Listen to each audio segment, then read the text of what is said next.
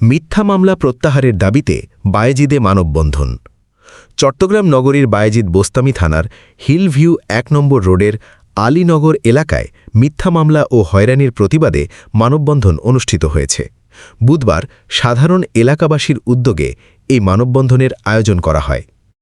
আওয়ামী লীগের নির্যাতন হয়েছি, আমার পুলারে 14 বছরের থেকে আওয়ামী লীগের লোকেরা মামলা দিতে মামলা দিতেই আছে, কোনো গ্যারান্টি নাই।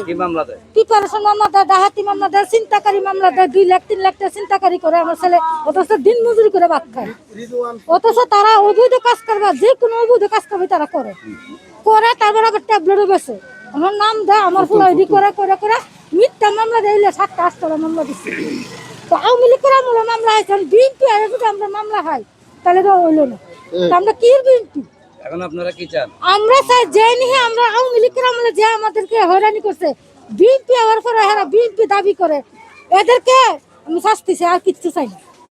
সাথে কাজ করছিল, এখন বিএনপি ছেলেদেরকে মিথ্যা মামলা দিচ্ছে, এই জন্য আমরা তীব্র নিন্দা প্রতিবাদ জানাই। আইন শৃঙ্খলা বাহিনীর কাছে অনুরোধ থাকবে, এই ধরনের মিথ্যা মামলা কেন নিচ্ছে। আমি 7 নম্বর ওয়ার্ড বিএনপি যুগ্ম আহ্বায়ক হিসেবে বলতে চাচ্ছি, যারা আওয়ামী লীগের সাথে জড়িত ছিল তাদের মামলা নিচ্ছে, আমাদের যারা বিএনপি করে তাদের বিরুদ্ধে আমরা তীব্র নিন্দা প্রতিবাদ জানাই। আমাদের আমরা আজকে মানববন্ধন করতেছি কেন, 17 বছর ধরে আমাদের ছেলেরা মিছিল মিটিংয়ে যেতে পারে নাই।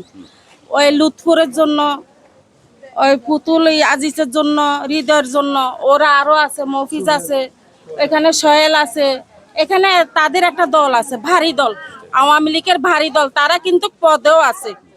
তো আমাদের প্রধানমন্ত্রীর কাছে একটাই কথা, আমাদেরকে সমস্যা ঘরে ঘরে মামলা, ছেলেরা মাথা তুলে দাঁড়াইতে পারে না। এই মামলার জন্য ধরে ধরে নিয়ে যাইতো, নিয়ে মারধর করে তারা ডাকাতি ছিনতাইকারীর মামলা দিত, এখনো সেই মামলা।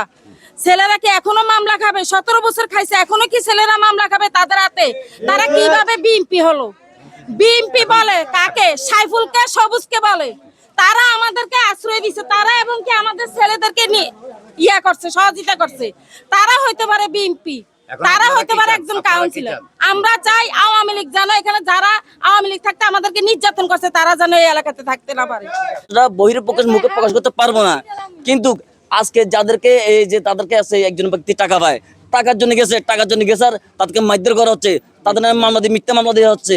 আমরা প্রশাসনের কাছে জোর দাবি জানাই। বিএনপির নেতাকর্মীদের হয়রানি করা হচ্ছে। বক্তারা এসব মিথ্যা মামলা প্রত্যাহার এবং এ বিষয়ে সরকারের প্রধান উপদেষ্টা ও প্রশাসনের কার্যকর হস্তক্ষেপ কামনা করেন। মানববন্ধনে উপস্থিত ছিলেন 7 নম্বর ওয়ার্ড বিএনপির যুগ্ম আহ্বায়ক মোহাম্মদ জলিল, এ ইউনিট যুবদলের সাবেক সভাপতি মোহাম্মদ আকবর, ওয়ার্ড যুবদলের সাবেক যুগ্ম আহ্বায়ক মাসুদ রানা, মহিলা দল নেত্রী নূরজাহান বেগম সহ এলাকার সর্বস্তরের জনগণ। Desk report, Chattala news 24।